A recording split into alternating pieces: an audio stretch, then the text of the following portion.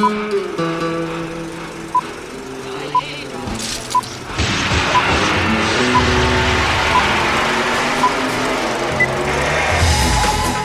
to the Reviews Without Remorse podcast with Joe, Kyle, and Ray.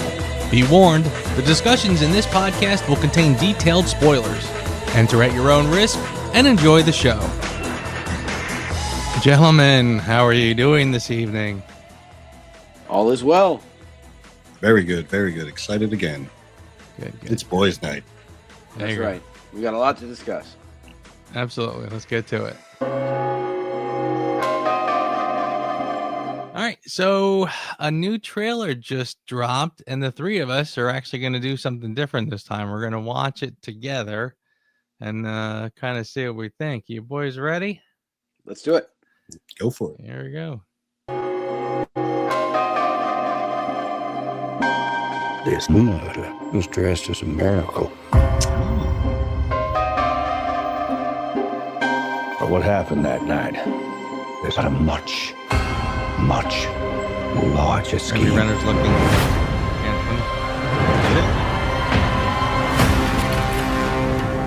To understand this case, you need to look at the myth that's being constructed. A man gives a sermon.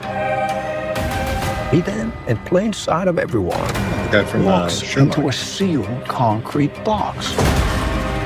And 30 seconds later, that man is lying dead. A classic, impossible crime. Okay, you're freaking me out now. This is a holy mystery. Unsolvable. Holy shit. Sorry. What the hell happened? We do not know. What is truth? We don't know that. We don't. What exists? Does any of this exist? So, What is even happening right now? It is time to discover what this flock of wicked wolves is hiding. Confess. All right, stop. Here's what's gonna happen. Benoit freaking Blanc and I are gonna ask you all some questions, and you're gonna answer them. We're gonna get to the bottom of who killed Monsignor Wicks and why, and then that's it. Now, who wants to go first?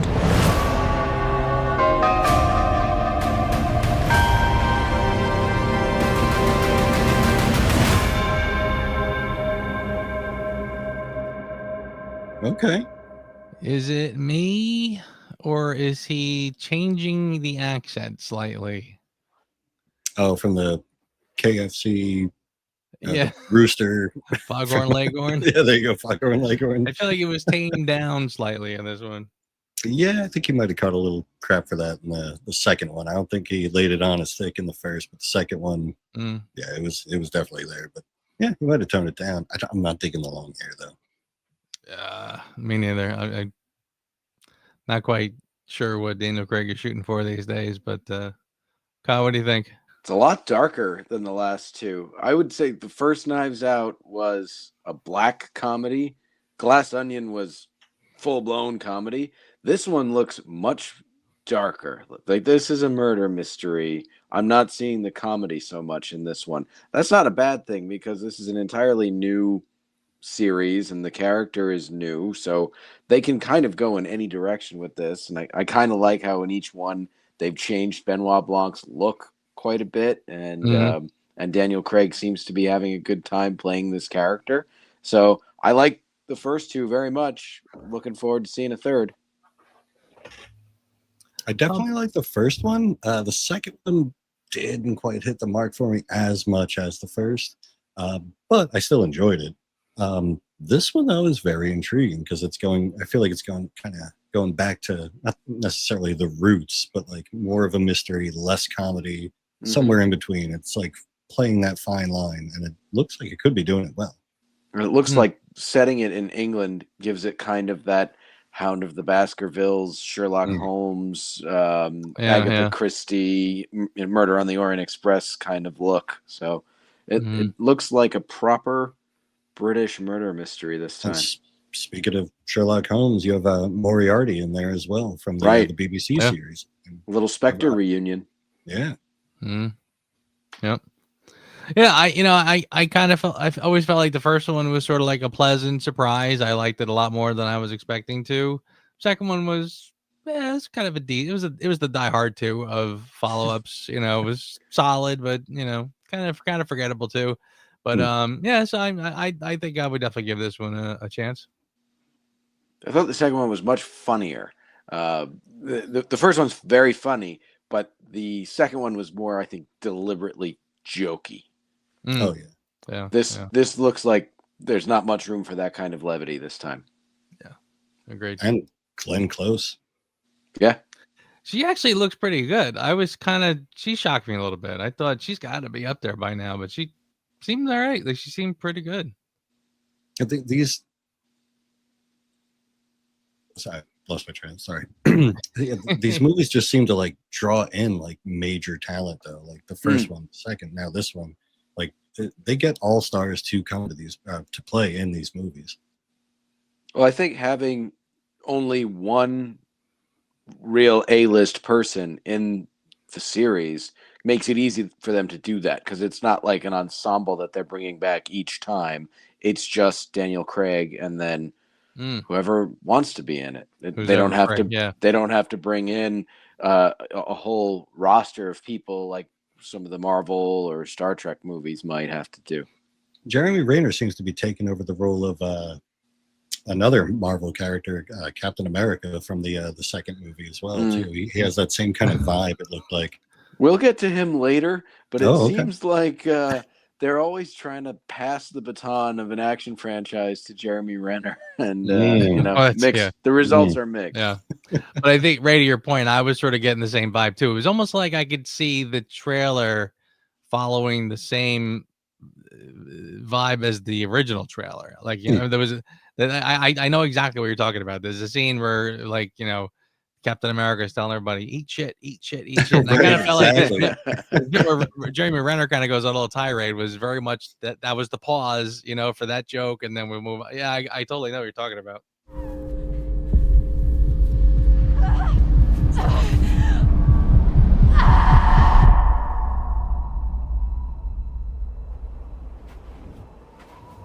Sheriff's office. I need emergency assistance. What's your location? The Wind River Indian Reservation. A wildlife officer helps an FBI agent investigate a murder on an American Indian reservation. Written and directed by Taylor Sheridan, 2017's Wind River. Gentlemen, somebody tell me about Wind River. All right, I'll jump in because I think I recommended this movie. I love this one. This is the type of movie that they made sort of specifically in the 2010s. Movies like this, Leave No Trace, Hell or High Water, Winter's Bone, that had one or two stars, a modest mid-sized budget, and kind of flew under the radar at the box office, but critically is just a smash. This is one such movie where every time I watch it, I find something new to like about it. It's a serious movie. It's certainly not one that you pop on for fun. And it's a real true to life type of film, but it's just such a rewarding one to watch. It's incredibly well made, incredibly well written, and particularly well acted. Agreed. It's definitely hits on some very dark themes. It's not to be taken lighthearted. There's a couple jokes thrown in here and there just for playful reasons, but yeah, the build up, the character building that leads up to the big moment at the end of the film, which I know we'll get to. This is a home run for me too. Yeah, I think we are all going to be in agreement. This is going to be a serious gush fest about this film because this is a pretty incredible piece of work. This ended up on my top 10 list the year it came out, and it kind of blew me away when I saw it, and I rewatched it again today. just to kind of get it fresh in my mind. And yeah, I was kind of reminded just how much, I mean, this movie just sort of reaches into your chest and just kind of just grabs you by the heart and then doesn't let go. You know, the ups and downs and it's, I mean, it's a rough movie. It's a tough movie to watch. But yeah, it knows how to speak to you and really kind of get in and speak directly to your kind of heart and soul. It's really incredible. Um, Off the top of my head, as you can see by my name tag, one of the things that blew me away about this movie was, honestly, for years I could not understand Jeremy Renner. I kind of thought he was another kind of Jai Courtney who just sort of came up out of Oh, the nowhere worst. and just kind of jumped in, and now he's in everything. And I kind of, I just kind of looked at him. I said, he just seems like a guy I would have sat next to in homeroom. Like, he doesn't really have a whole lot of presence, a whole lot of personality. So I couldn't really figure out, why he was getting so much work and all these things. I mean, all of a sudden, like out of nowhere, he's one of the Avengers. He's only Hawkeye. You could argue, I suppose, but still, I have to tell you, when I saw this movie, I took it all back. I said, wow, he was phenomenal in this movie. He was really, really good. And I kind of felt like this was the kind of thing that really let him shine. I mean, he just kind of blew me away with this one. And I know someone hearing this could probably say, well, this script is really, really good. The story's just that good. I mean, a lot of guys could have pulled this off. And I'm like, maybe, yeah, but he did. I mean, he did it, and he just really kind of just knocked it out of the park for me. I was really shocked how good he was. So, um, yeah, so I'll try not to suck too much air out of the room, but that was kind of just my first thought on the film was like he just sort of I was amazed by his performance in this. He doesn't even really have that many speaking lines in the whole movie either. Like, I mean, he has a fair bit of dialogue, but it's really not all that much.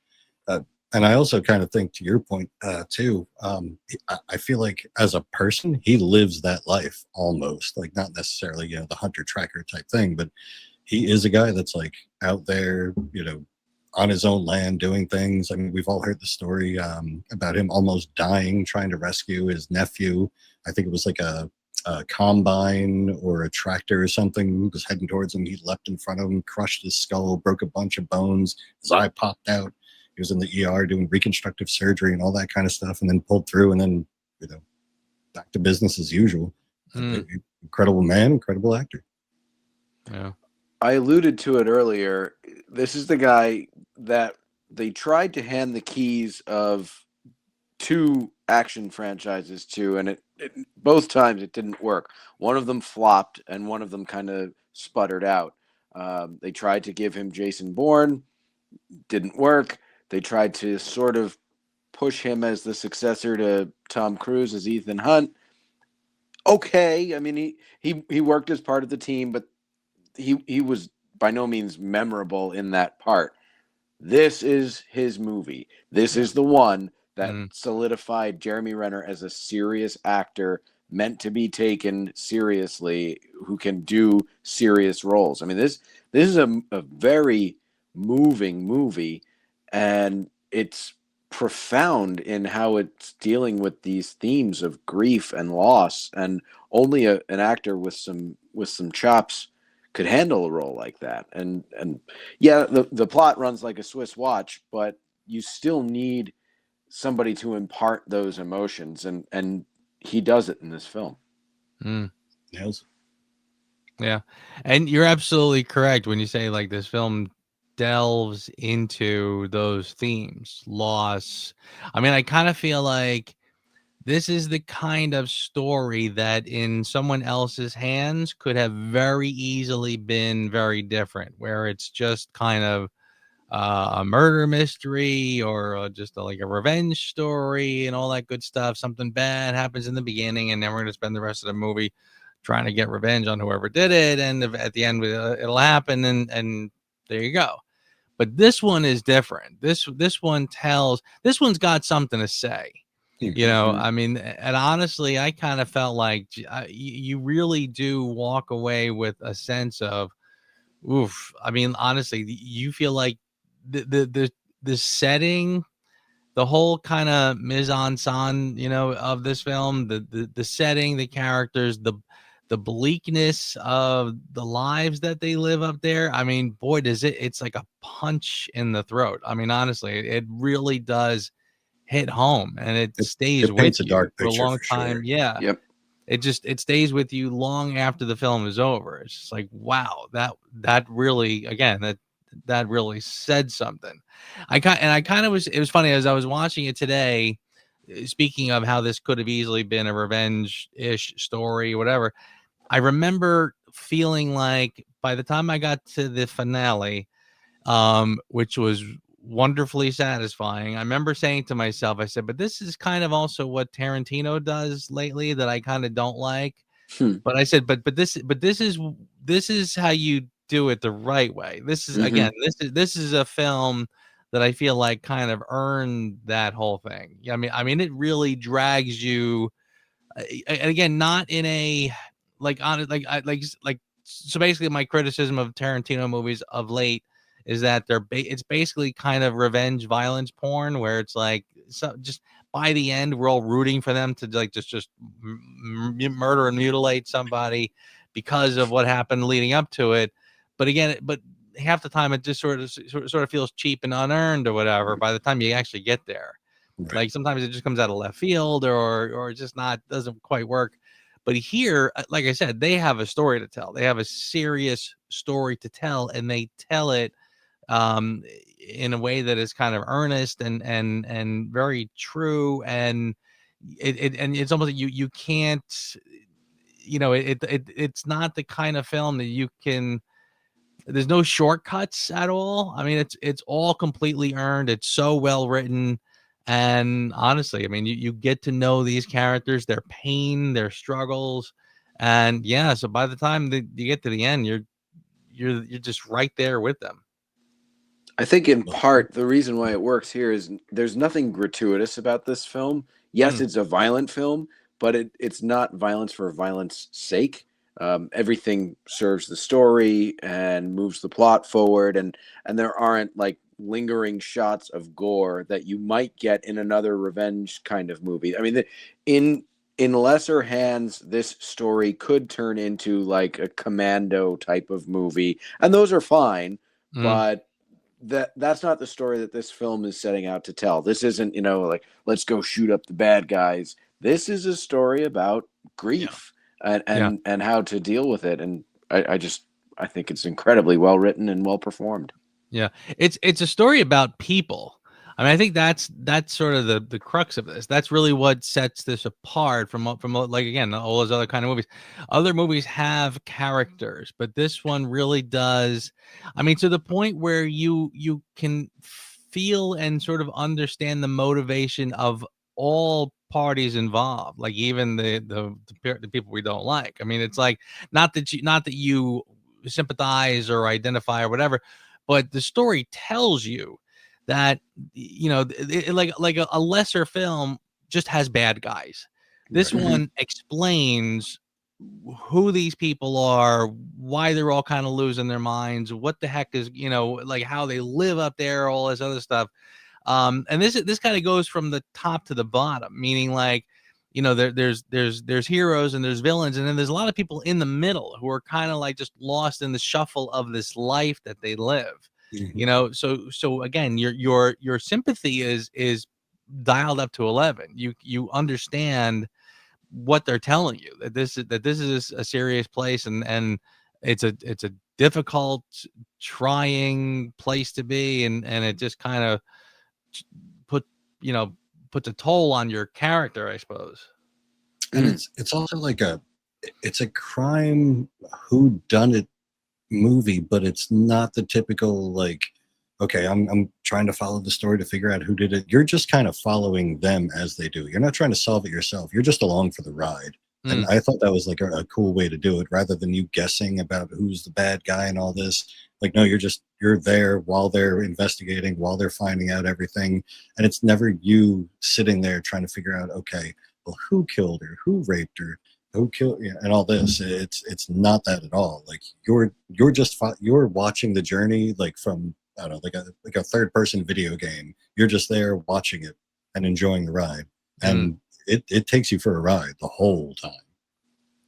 Yeah, I would agree, and going along with that, the transition from the present to the flashback is very well handled because, to your point, you're just going along for the ride. You're not trying to follow any clues. You Right. are invested in the characters as they find the clues. So I think that the way that that's handled in this movie is very, very smooth in how it's done. Absolutely. yeah. Yeah, no, I totally agree, and I remember the timing of the flashback too. Yeah, Was I was sort going of to say the same spot thing. It on. comes at the Yeah, right point in the movie too. yeah, exactly.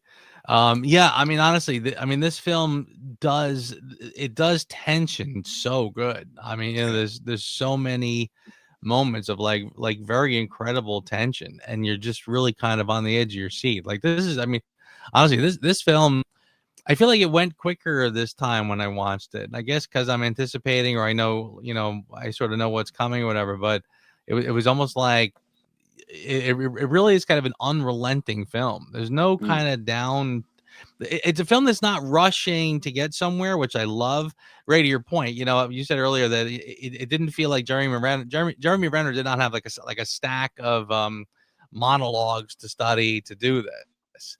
Right. It's not a very texty, dialogue heavy movie by any stretch. There are moments of silence in this, which again goes with the tone that they're going for. I mean, it goes with the story, the place, etc. So it makes sense that would be. But boy, do they just keep you on the edge of your seat for there's so many moments when you're just your eyes are just going to glaze over and dry up because you can't take your eyes off what's going on. Absolutely. He has one monologue towards the end when he has his speech about strength. That it's the only one really that he has, because most of his dialogue, like Ray said, is pretty clipped and short, and he's a quiet hero. But that monologue about strength is powerful. I'm Jane Banner, FBI. Welcome to Wyoming. You by yourself? It's just me. That's Corey Lambert. He's the one who found the body. So what did everyone think of Elizabeth Olsen and her character? So I was unaware that there were more than the Olsen twins. And I had this discussion with my wife last night. I'm like, yeah, which one of the twins was it? She's like, it's not one of the twins. It's the other Olsen. I'm like, there's more. What are you talking about? She's like, yeah, there's a few. She's the older one. She was the witch. And I'm like, oh my God, that's not one of the twins? Like, this is like the Hemsworths and the pickled herring eating family, the one that we all know the father from, and then the other son is famous now. The younger one's coming up, the Strudel Skarsgård. There you go, Skarsgård. Yeah, like, I like how from that description, I knew what you were talking about. That's frightening. But please continue. I totally lost it. I was like, oh my God, there's another one. I had no clue that was her. She's definitely the most talented Olsen, and I would argue the best looking Olsen. And there's a reason she can handle more serious films, because I've seen her in some other things where she's actually had to perform beyond just look pretty. She can act, and this is one of her better parts. The only thing that I would say about this character the other better part, Kyle? In this movie is she seems a little young and a little too good looking for the type of character that she's portraying. I know that she's stationed in Las Vegas, not I believe this takes place in Montana or Wyoming. I think it's Wyoming. So she's not from there, so she hasn't been weathered the way that the other characters have. So that could be intentional, but I almost see her as looking a little bit too a little bit too young and a little bit inexperienced, and that could be intentional. That could be the filmmakers trying to tell us that she can't handle this world. She's a city person. She's not from here, but she really does stand out against the rest of the cast. Yeah. Well, I think that that's absolutely what they're shooting for is that she is very much meant to be the fish out of water. And interestingly, I remember feeling like you said, she's from Fort Lauderdale, Florida. She lives in Las Vegas now, and I mean, she shows up. She's barely got a coat on, much less anything that's like you're saying to be prepared for the. I mean, the whole idea is that she's meant to be pretty much as close to green as you can get. I mean, it was almost to the point where I kind of thought she was very well cast too, and I thought that it was almost like they're trying to. It's almost like they're trying to dance the line. Like she's a fish out of water. She's totally out of her element. She's young and inexperienced. Any more than that would have started to venture into caricature. You know what I mean? Like Yes. she was just enough that I could buy that it was almost, I mean, it's almost, she's almost kind of like the Clarice Starling in this sort of, I again, wrote down the and same we're thing. sort of, you know what I mean? And we're kind of walking through this and seeing this through her eyes. She's leading us through the story sort of. Um, but yeah, I mean, again, it was just kind of green enough. She's just fresh out of school, all this other good stuff, but not to the point where it gets silly. Like a lesser movie would have had her getting rescued much more than she did. I kind of feel like there's elements where she's getting rescued to this, but not that she's totally inept or anything. It didn't go one step too far, if that makes sense. No, agree And completely. I think a lesser film would have pushed a love story between her character and Jeremy Renner's character, and I'm glad that the movie doesn't force that, because that would be a cheap way to garner an audience sympathy. But I don't think this is the right film for that, and it works better without a subplot like that. Yeah, agreed. But it's funny that you bring up Clarice Starling, because when she is in the house trailer tracking down the last guy, I was thinking the same thing. Clarice Oh yeah, chasing Buffalo Bill in the dark and having to reload as she shoots at him. So I bet you that's intentional too. Mm-hmm. Yeah. You're right.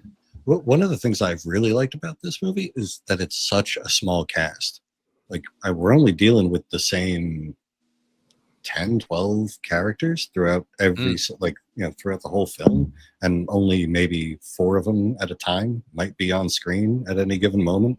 I don't know. I just thought it made it more personal and showed that connection with that small community, the same way that the actors and the community that they live in on the reservation. I think it kind of reflected that.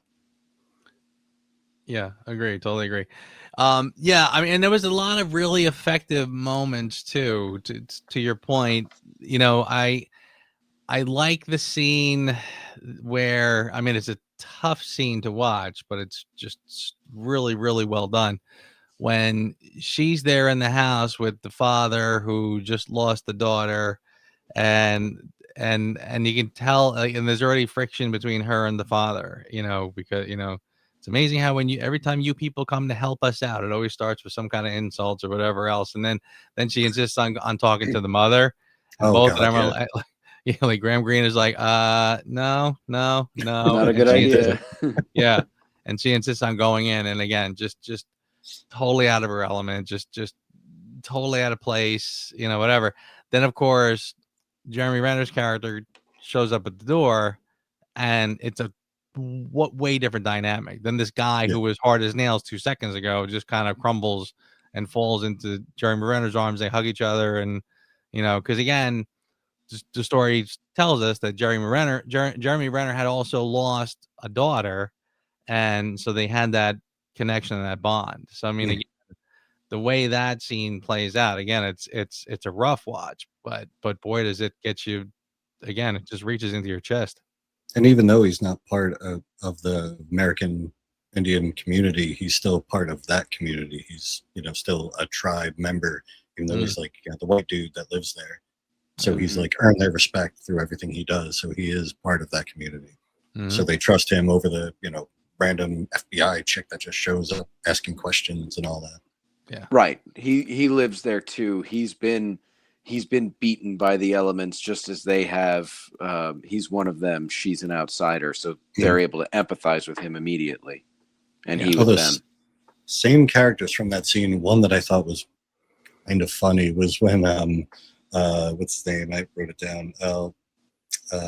Gil Birmingham, the father. He's sitting there with all the face paint on, and Jeremy sits next to him. He's like, "What's all this?" He's like, "I don't fucking know. I just made it up." The death mask with the face paint. I thought that was hysterical, that whole conversation. And then it leads into more serious notes. But there are some elements of, you know, a little lightheartedness in such a dark themed movie. That was one that just stuck out for me. Yeah. It is depressingly real. I mean, some of these reservations are hellscapes. And what's amazing about this film is the cinematography makes it look beautiful. It really does look stunning until you get into the story. And the story just makes it seem like the most miserable place on earth. And it's a really interesting juxtaposition to observe these beautiful looking vistas and this just amazing part of nature, and the people who live there are suffering. Yeah. It's desolate. It's lonely. It's just them over and over. Yeah, I mean that, you know, and again, a less skilled story would have struggled a little more, I think, to convey that. But this one does it. Boy, does it do it! I mean, and at one point when, you know, they get into the shootout with the drug addicts in the house, and I think Graham Greene at one point says, you know, they all just, a lot of these guys just assume that eventually they're going to go to jail. You're not really threatening them with anything. In fact, some of them look forward to it. It's three hots in a cut. Exactly. Yep. You know? I mean, it's like, oof, you know, it really, I don't know, it really does. This whole story really hits you hard. Bear spray. God damn. That was a hell of a thing to pull out in that scene too. Yeah. I don't want to get with that stuff. I love the way they shot that from her perspective too. Like, I mean, it's not even like blurry or, you know, like you watch a war movie and like an explosion goes off and you get the ringing in the background. And I mean, like the vision, you're literally watching a movie through, you know, the size of a quarter, and it was just well played. Because I mean, that's probably the way you're going to look if you got maced, at least. Barely visible. You really brought into her perspective. I thought that was really well shot. Yeah, absolutely. What do we think of Graham Greene in this? Well, that's why we had to watch it, because we just lost him last week, and I think this is one of, if not his best performances. He always plays that very wise, calm, sage-like character, and he nails it every time. So it's a real treat to watch him in this, playing the wise old sage character. And I actually really, I was surprised the first time I saw it when his character gets killed, and it's still one of those things that I wonder, should that have happened? Or was he smart enough to have survived this film, or do we need to have one more sacrificial lamb on the altar just to get that much more emotionally invested, that much angrier at the bad guys, and that much further behind Jeremy Renner as he tracks them down? I'm not sure, but I do really enjoy watching him in this film. Yeah, I think I said the last episode, he's got range. He's done comedy. He's done, you know, the wise man, Indian, and all that. This one, he was just superb. I agree. I mean, I second everything you just said. Just the calm nature and everything like that. Great job. Yeah, he does have that, and it's like there's a sense of quiet authority, you know, kind of like that scene I mentioned when she's in the house and he says, "Yo, you want to go talk to my wife? Go ahead," you know, basically like kind of daring her to do it, and Graham Greene's like, "No, just no, You don't want to do this." And it's like that's all he had to say. We knew, don't go in there, you know. No, he is absolutely spectacular in this, and it's great to. I love that he got to do a film like this. Again, the film is still fairly recent, within 3 years, I think, ish. But I mean, I guess I could just look at the thing I'm staring at that tells me A little bit 2017. more, but Right. Okay. So right. So it I still feels think cl- of 2017 as 3 years ago too. Yeah. I think 1984 Exactly. was. Seriously, right? Yeah, but I'm glad. I am glad he got to do this film because again, I feel like it's nice that he got to do something in his older years. That really does. It's not a token film for him. It's not a cameo. Right. He's a player in this. He's a Oh, yeah. real player in this. In fact, I would even argue like I would almost say that he has as much time as the two leads. Frankly, I feel like it's almost like sure. like the trio of them sort of share equal time on screen. Definitely. And he gets some of the best lines too. He does. Yeah, I think to your point though about him, I sort of do the same thing. I feel that he should have survived to the end, but I do kind of feel like once you got to that scene, would it have seemed a little too much if all of our heroes walked away completely unscathed? Because That's again, the danger. the film You know, is shooting for a realistic tone here, and it was a pretty powerful moment. So it would have been very difficult for him to just kind of walk away from that one. right. It's like when Kirk, Spock, and McCoy and an ensign wearing a red shirt beam down to the planet. Right. You know who's not making it back. And we Right. keep talking about how this is a superior film, and what lesser films would do. A lesser film would kill off all the red shirts and keep the name actors alive. So maybe we do need to see him go. Yeah. Kirk, Cal, you're Spock, gonna and have to help McCoy me and out. Ensign Smith. Cal, you're going to have to help me out with this one. Was this written by or directed by the same person that did Sicario, which we also recently did? No, I don't believe so. so. No, You don't believe so? No. Denis Somebody Villeneuve with did. Sicario was involved. Denis Villeneuve did Sicario. Somebody with, maybe it was somebody. Hang on. I Gonna have thought to look Taylor this Sheridan had something to do with Sicario. He Taylor may Sheridan have- wrote it. He may have written it, He's the writer of Sicario. but he did not Okay. direct. Yeah. Written by Taylor Sheridan. Okay, there we go. Right. Both of them were written. So Who has written some amazing films? yeah, so that's probably what attracts me to this movie is it's just his writing, because it's very similarly paced. Like it's not a balls to the wall ride the whole time. Like there's a significant buildup that happens, and and it pays off at the end. Like you're just building and building the tension, and then boom! Like you're like, holy shit, what the hell just happened? Like everything just builds up to that one point. Yeah. The one that comes to mind was Hell or High Water that I know we've talked about. Yep. And that was another incredible film. And I remember when I saw that one kind of blew me away. I think I like this one even more. In fact, I know I like this one even more. I mean, this one, I kind of feel like again, just kind of just rips your chest open and goes right in. But that one was very, very similar in tone, very engaging story. I like that one a lot. That was a really good film. That's an excellent film. That one on my list. If you haven't seen it, check it out, because I could see those two movies existing in the same universe. They are very much two of a kind, and the other ones, and I don't believe there's any shared DNA between them and Hell or High Water and Wind River, but Leave No Trace and Winter's Bone are two other movies similar to this one. If you like this one, check them out. Definitely. Yeah, that's my list.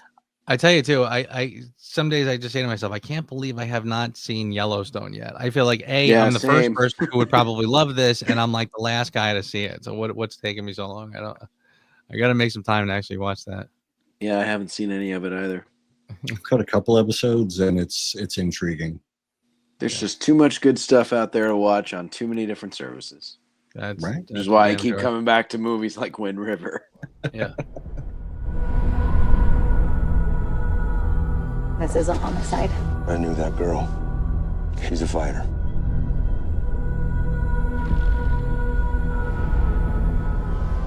They have 6 officers to cover an area the size of Rhode Island. Maybe you can help. I only know what the tracks say. What is it that you do again?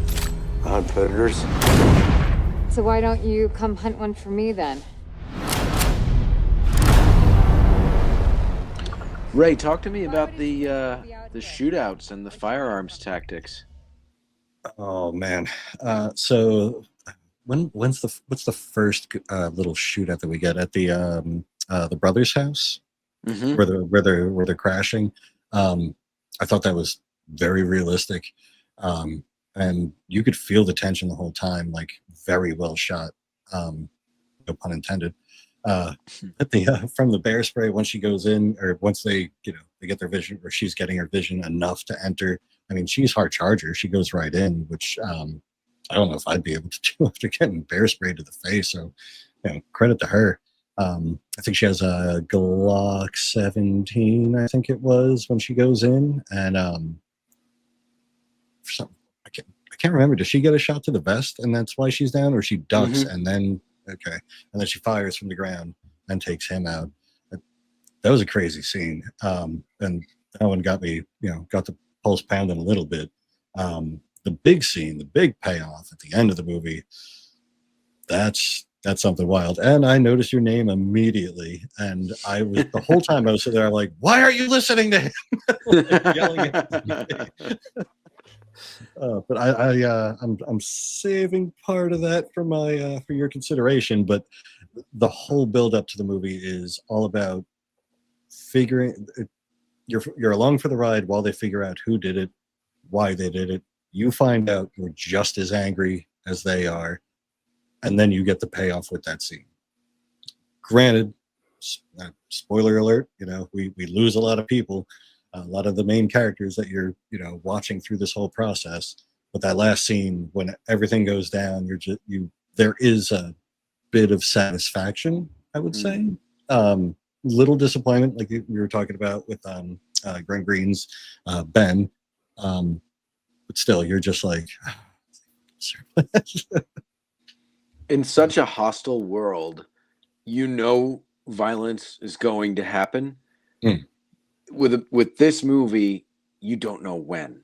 So when it does happen, it really does shake the viewer. I mean, it wakes you up when there's a violent moment they almost spring on you by surprise. Which is much more true to life than the bullet time diving and backflips and that kind of stuff. And there's a place for that kind of movie too. I like those movies also, but that doesn't belong here. This is much more serious in tone, much more true to life. And it happens just as fast as it would happen in real life. It's not a long drawn out diving behind barrels and all that. It's all of 45 seconds, if that, the whole shootout. It's amazing. And it's very messy and hostile, chaotic. All of that. You know what I find sad about watching a movie like this is kind of the type of movie that we don't see get made anymore. And when they do make a movie like this, it goes direct to the streaming services. And if you don't have that particular service subscription, you miss it. This is not a huge budget film. It has two pretty good, well-known leads. And it's not connected with any sort of franchise or a sequel or a prequel or a reboot or anything. So this is not the type of film that they push towards the cinemas anymore. And it's a shame, because I think, number one, a cinematic experience for such a beautiful film and for such a high tension film would heighten it. And also, a lot of people could miss it. It could very easily fall through the cracks these days if a movie like this was made today, which is kind of sad about the state of modern Hollywood. And what else is kind of strange? We discussed doing this particular movie, like a week, 2 weeks ago. All of a sudden, out of nowhere, it's trending in like the top 10. I think it's like number 3 right now, or as of last night at least, somewhere around there. It just made its way back. Yeah. I mean, it's funny. Two points that you bring up. Yes, it's not the kind of film that gets made much anymore, and it's heartbreaking because I mean, again, there's so much garbage these days. I mean, and honestly, I think we're very stifled for creativity, and I think this is exactly such a good example of things that we're not getting enough of these days.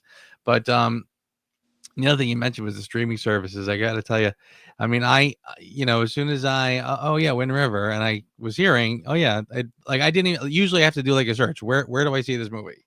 And this one, it's on Netflix, which I've had for literally since I was sending away for DVDs. That's how long I've had Netflix.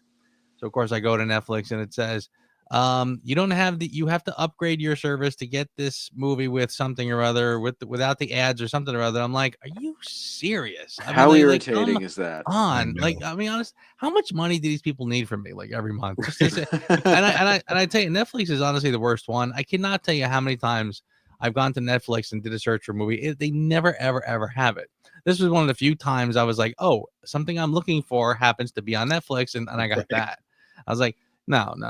I didn't even remember that. Actually, I had a copy of this film, so I just kind of dug out my own copy and watched it. But yeah, I mean, and to your point, honestly, like it's so hard now. If there's a movie out, it's like, which of the 27 different streaming services is going to carry it? Like how many of these am I supposed to be paying for every month? I mean, it's like, yeah, enough is enough. Yep, you need 2 spreadsheets, a calculator, and a slide rule just to watch TV. Honest to God, seriously. I think I have like 3 Netflix accounts that I'm paying for, but I only use one. I tell you, I hear people arguing all the time. Hard media is the way to go. Just stop. Don't get rid of your collections. And I'm like kind of inclined to agree. I'm one of those people too. Yeah. I miss it. All right, gentlemen, let's score this sucker. Who wants to go first? Kyle, take it away. Yeah, I'll go since it was my recommendation. Should come as no surprise based on what we've been talking about for the last 45 minutes. This one's a 10. Nice. Raymond? I'm never inclined to give a 10. I love this movie. It ranks way high up there for me. I'm going to give it an 8.6. Ooh. Okay. Interesting. That is interesting because I thought for sure you'd be tinkering around a 9 point something. I was waiting for like, okay, what's Dewey Decimal System here gonna do for this movie? I was around a 9. He won't give it a 10, but he'll give it a 9.8. Right. I was around a 9.2, but then I was like, I can't score this higher than Sicario, so I had to back it down. Fair point. Yeah, I tell you, I'm sort of wavering back and forth between the 9 and a 10 myself, and the only hesitation I have is that it's by its nature, it's not a big movie either. It's meant to be kind of a small scale sort of a film. But you know what? I think I'm going to go ahead and give it a 10 because I really honestly cannot find flaw with this film. I really can't. I feel like it does exactly what it sets out to do and does it just spectacularly. And again, it's not, I mean, I got there's minutes when I'm watching this movie, I'm like, getting a little worked up and choked up. And, I mean, honest to God, I mean, there's some parts where I'm just really, it's getting me. And I'm like, yeah, I don't know. That's not easy to do. So I'm going to go with the 10. Yeah. This movie moves me and there's nothing about it I would change. Yeah. Here's one thing I would change. We'll get there. All right. But for your consideration, who wants to go first? Want me to take it? Sure, go ahead. Sure. All right. For your consideration, the Marlin 1895. All right. I'm sure many of you already know I am a gun guy.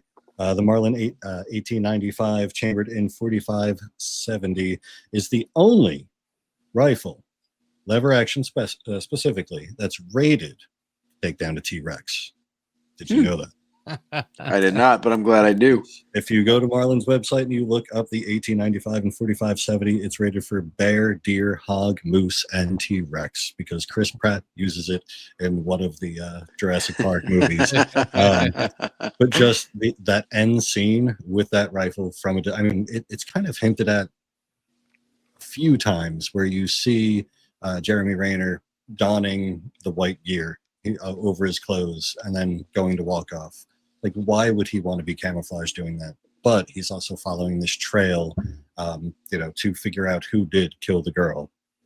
So he goes like, a little camouflaged, a little incognito, and hides. And then that end scene when all of a sudden Jane goes up to the door, and then boom, she gets hit with a shotgun, blasts like 4 feet and hits the dirt or snow, and all hell breaks loose in that scene. And all of a sudden, the other guys, they start getting ripped apart from a distance.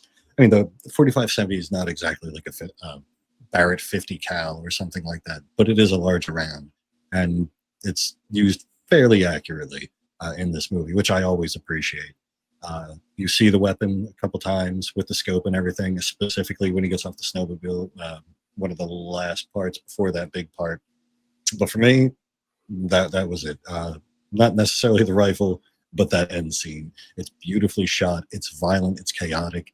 And realistically, again, it's not that like diving behind couches and doing all that stuff. It's over in a matter of seconds. And it's just, you're just left shocked watching the aftermath of the chaos. And it's beautifully done. It's an amazing shootout. And when he is able to hit those guys with his rifle, they're flying into next Tuesday. It's pretty cool to see, because it really is satisfying after seeing the ordeal that they put that poor girl through. Yes. Agreed. Kyle, what do you got? For me, I'm going to go with Graham Greene. That's the reason that we're watching this movie in the first place. It just popped into my head after he passed away when we were having our discussion about his career last week. And he really does just play a very soothing, calming presence in this film. I think his performance is understated, but it's very weathered by the surroundings in which he's lived his whole life. I buy into his characterization, so it's one of his later roles, one of his best. It's got to go with Graham Greene. Nice.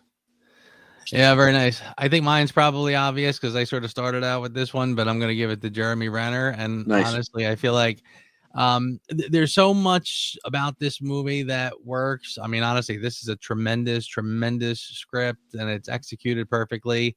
So there's a lot to choose from, but I think the surprise for me was Jeremy Renner. Again, a guy who I really completely dismissed up until this, and then I saw the way he handled this, and he really impressed the hell out of me. So I found myself eating my words on a lot of things about him. So he really shined in this, and I think so I want to shine the spotlight on him. Excellent. Well done. Wise choice. But who asked you? And I believe Kyle and I are exempt because we gave 10s for this film. Ray, give me something. Just you, Ray. For me, it was the very literally the very end of this movie when they flash across the screen while missing person statistics are compiled for every other demographic. None exist for Native American women. That's because you shut yourself off to the rest of us. Like, yes, you have your reservations and all that. You're kind of like angry at, I guess, the rest of the United States for, conquering you. But like, isn't that what you did to other tribes too? I didn't like that whole political thing at the end. And that just kind of like leave it as it was. You'd leave that out. I probably would have jumped at another point and gave it like a 9.6. But you had to hit that at the very end. You had to put the politics into it. I understand, like, it's a very dark subject matter. It's guys gang raping a girl on a reservation. Nobody wants that. It doesn't matter, religion, race, creed. That's a terrible fucking thing. Nobody wants that. But you had to throw that at the very end. Like, we're already, Joe, you're said a bunch already. Like, oh, this movie just ripped my heart out and just left me. Oh, yeah, that's how we all felt. You don't have to add that in at the end. That just kind of really pissed me off at the end. Like, if you want to share the statistics, that's the whole reason the FBI was there and needed an escort through the reservation, is because you don't share those things with the rest of the government. You're your own entity. You want it that way. So that kind of brought me out of it a little bit. You do make an interesting argument because we've watched the movie.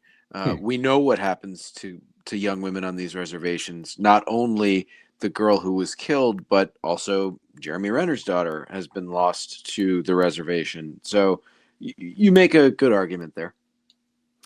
I have a counter to that though. Okay. You know, you and I, so I agree with you on many levels of what you're saying, but I happened to see this bit of trivia as I was sort of looking at the trivia today, and as you were talking about this, I went back and looked at it again. So this is off IMDb. During the course of the shoot, writer-director Taylor Sheridan was visited on set by some Shannone tribal leaders who astonished him with the revelation that at that very moment there were 12 unsolved murders of young women on a reservation of about 6,000 people. Due to a 1978 landmark government ruling, the Supreme Court stripped tribes of the right to arrest and prosecute non-natives who commit crimes on native land. Ooh. If neither victim nor perpetrator are native, a county or state officer must make the arrest. If the perpetrator is non-native and the victim an enrolled member, only a federally certified agent has that right. And that's why they bring her into the story, is Right. to do the investigation. Yeah. So, and then it ends up, this quagmire creates a jurisdictional nightmare by choking up the legal process on reservations to such a degree. Many criminals go unpunished indefinitely for serious crimes. So I'm countering you with this, not so much to counter your point. I don't know who, No, I don't I know didn't how, know. like the whole mess that exists on reservations. I don't really know whose fault it was and who did what, but I think, just on behalf of Taylor Sheridan, I kind of feel like if there was a reason why he felt the need to put that in, it could just be that Raise awareness. as he was making the film, he discovered like, wow, it's even worse than I thought, kind of thing. So maybe that's why he did that. So yeah, I think that kind of to me sort of explains that, sticking that in at the end. Yeah, fair play. I get it. So Okay, it's a 10. but your point is still valid. I'm not saying it's not. What it takes from us. What it took from you. I got lucky. Luck lives in the city. Get your hand off that weapon!